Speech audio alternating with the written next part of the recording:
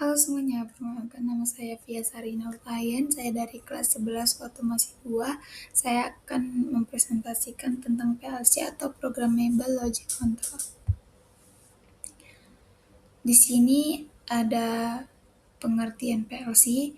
PLC adalah komputer industri yang merancang khusus untuk mengendalikan dan mengotomatisasi proses kerja mesin atau peralatan di industri.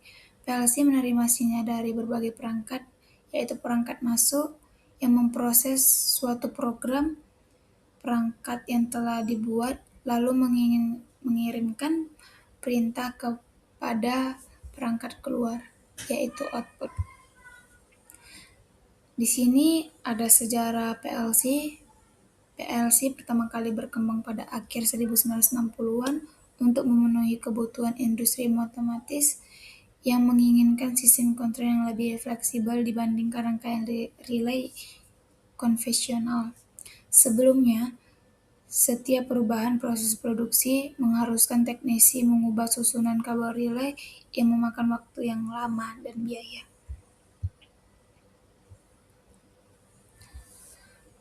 Pada 1968, perusahaan otomotif General Motors mengajukan spesifikasi perangkat kontrol yang dapat diprogram ulang menghadapi kebutuhan tersebut.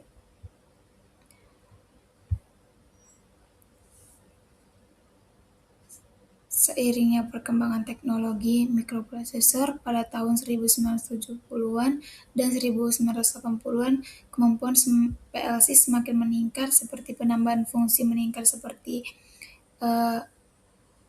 komunikasi, kontrol analog, pengolahan data, dan integrasi dengan sistem otomatisasi industri.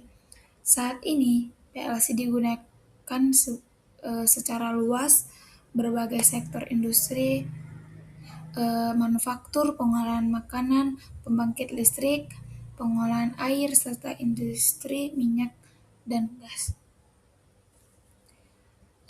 Saya akan menjelaskan fungsi PLC. Di sini ada fungsi PLC yaitu mengontrol kerja mesin secara otomatis, menerima sinyal dari beberapa perangkat input, memproses data sesuai program, mengendalikan perangkat output, mempermudah pengawasan dan mengendalikan sistem industri. Di sini ada manfaat PLC meningkatkan efisien dan produktivitas proses industri, mengurangi penggunaan kabel dan komponen relay, memudahkan program dan memodifikasikan sesuai kebutuhan, mempermudah perawatan dan troubleshooting, meningkatkan keandalan, serta mengamankan sistem otomatis. Oke, di sini ada keuntungan dari PLC, memudahkan di programnya dan dimodifikasi, merespon kerja secara cepat dan akurat, mengurangi penggunaan kabel, andal dan tahan lama di lingkungan industri. Pasti ada bagian-bagian kerugian yang PLC.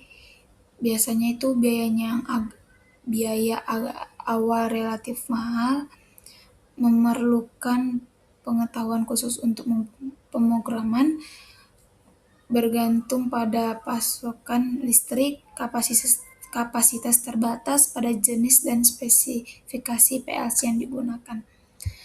Di sini ada bagian-bagian PLC yang saya akan jelaskan. Itu ada CPU atau Central Processing Unit, yaitu otak PLC yang menjalankan program. Itu dia bagian utama. Dan ada memori yang menyimpan programan atau data. Di situ ada memori yang untuk menyimpan data. Modul input menerima sinyal dari beberapa input, atau modul output yang mengirim sinyal ke perangkat output. Dan ada juga power supply yang menyediakan daya untuk PLC. Yang terakhir ada perangkat pemrograman digunakan untuk membuat dan mengunggah program ke PLC. Oke, sekian dari presentasi saya. Terima kasih.